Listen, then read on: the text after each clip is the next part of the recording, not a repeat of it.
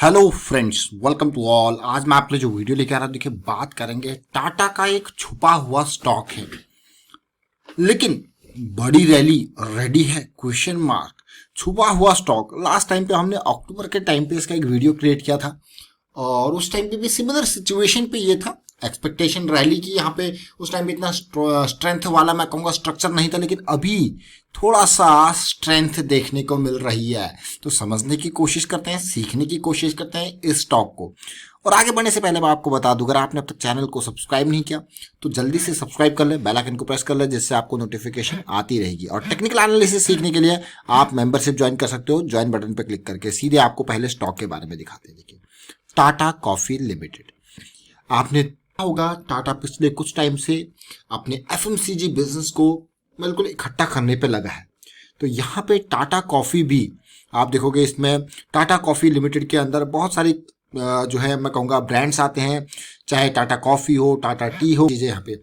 तो और ये न केवल इंडिया में बल्कि यूएसए, सीआईएस कंट्रीज, यूरोप और अफ्रीका, वियतनाम, हर जगह इसका बिजनेस फैला हुआ है। और अगर आज की डेट यानी कि 8 दिसंबर का आप कारोबार देखो तो 110 रुपए के आसपास ये ट्रेड कर रहा है। यानी कि अब आपको क्या, ये तो बहुत ही बढ़िया बात है, इतना सस्ता शेयर है। रिटेल निवेशक तो अट्रैक्ट हो जाते हैं सस्ता शेयर देख के। और निफ्टी एफएमसीजी इंडेक्स का ये शेयर है।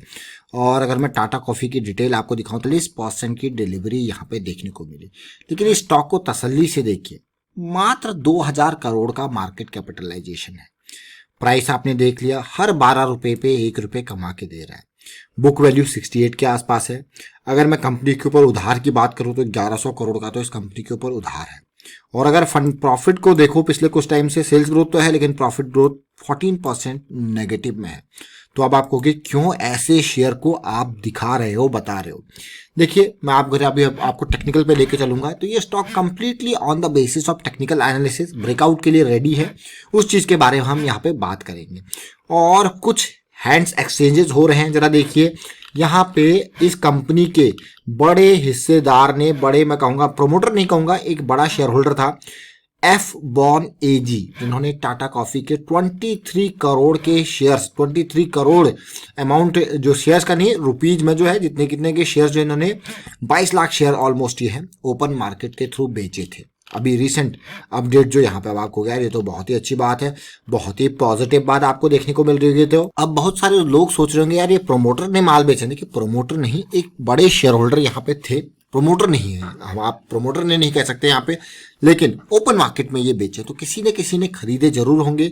अब इस तरीके से इतनी बड़ी जब ट्रांजैक्शन हुई है तो उसका असर मार्केट में कैसा रहा, उसको देखने को मिला या असर नहीं मिला, उनके बारे में बात करते हैं। तो सीधे मैं आपको टेक्निकल एनालिसिस के ऊपर लेके चलता हूं और वहां पे समझने की कोशिश करते हैं। देखिए, क्यों ये स्टॉक हमारी रडार में आया है, जरा तसल्ली से देखिए।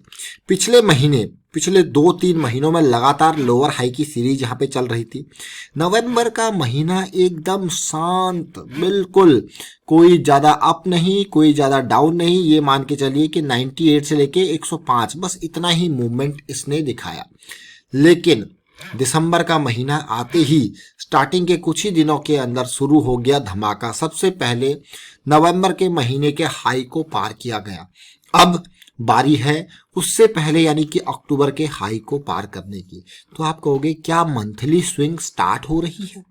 आपके मन में ये क्वेश्चन जरूर होगा। टाटा कॉफी अभी हमारे पास इस टाइम पे देखिए, एक बड़ी कैंडल छोटी कैंडल का कॉन्सेप्ट बना था, जो कि अप्रैल और मई की रैली के बाद, जैसा हम आपको बार बार कहते हैं कि जब भी अप ट्रेंड आता है तो ये अप ट्रेंड आपका है। अप ट्रेंड की पहचान करना सीख लीजिए। अप ट्रेंड, लेकिन अप ट्रेंड कौन से टाइम फ्रेम पे? एक मंथली का अप ट्रेंड, उसके अंदर अगर आप देखोगे मंथली की अगर पूरी की अप ट्रेंड क्या होता है, इम्पल्स होते हैं, फिर करेक्शन, इम्पल्स करेक्शन, ऐसा मूवमेंट होता है।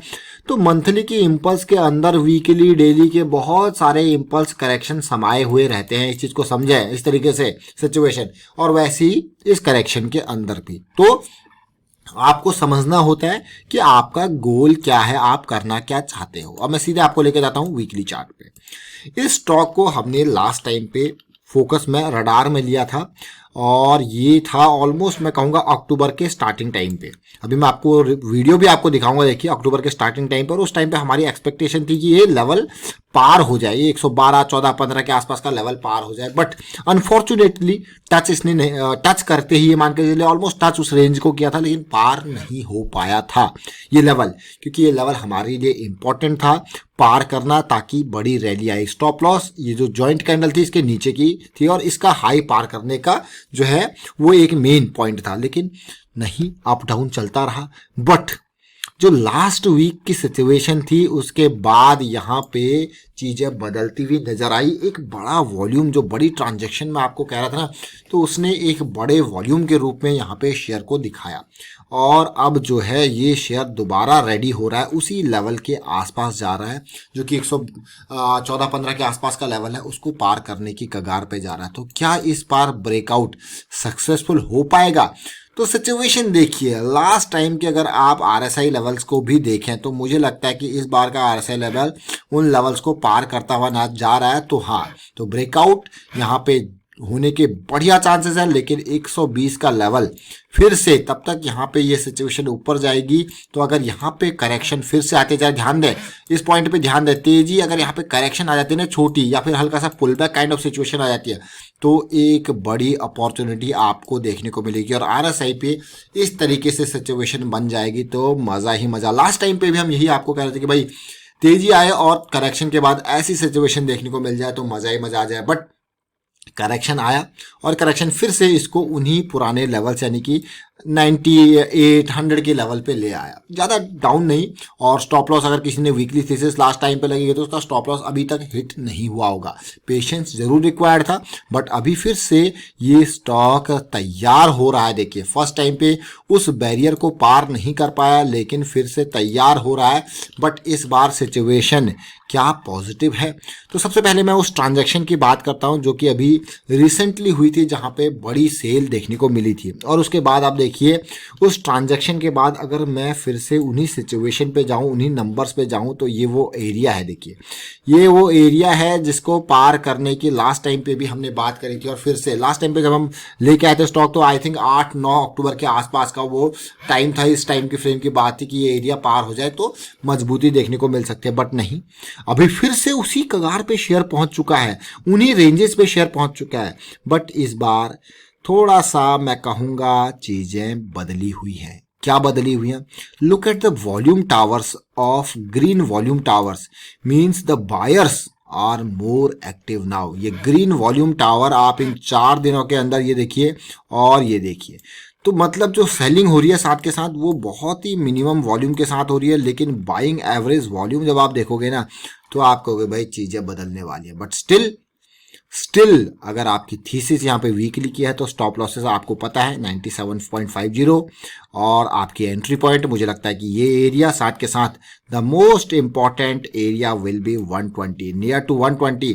एंड अगर ये तेजी बरकरार रहती है, यहाँ पे फिलहाल कंसोलिडेशन दिख रहा है इन एरियाज में, जो कि एक पॉजिटिव सिग्नल जरूर है, लेकिन अगर इस तरीके से करेक्शन आती है तो मुझे लगता है कि इस ब्रेकआउट के लिए करेक्शन और इस ब्रेकआउट के लिए पुल बैक हो जाएगा। तो सोने पे सुहागा वाली बात, और टाटा कॉफी मारेगा यहाँ पे बड़ा सिक्सर। सोचिए जरा, तो जब भी मार्केट में, मैं आपको हमेशा कहता हूँ कि मार्केट में कभी भी आपको इन्वेस्ट करना है, एंटर करना है, चाहे किसी भी टाइम फ्रेम के हिसाब से कर रहे हो आप, तो आपको सबसे पहले ये सोचना है कि चीजें आपके अगेंस्ट हो जाए। तो आप कहोगे यार नेगेटिविटी अगर हम पहले ही सोच ले तो फिर हम इन्वेस्ट कैसे करेंगे? देखिए, लेकिन यहाँ पे थोड़ा सा हट के, स्टॉक मार्केट इन्वेस्टमेंट और सब्जेक्ट टू मार्केट रिस्क, आपका सबसे पहला स्टॉप लॉस, जो मैं कहूँगा सबसे पहला स्टेप होना चाहिए, वो स्टॉप लॉस को आइडेंटिफाई करना, यानी कि रिस्क को मैनेज करना।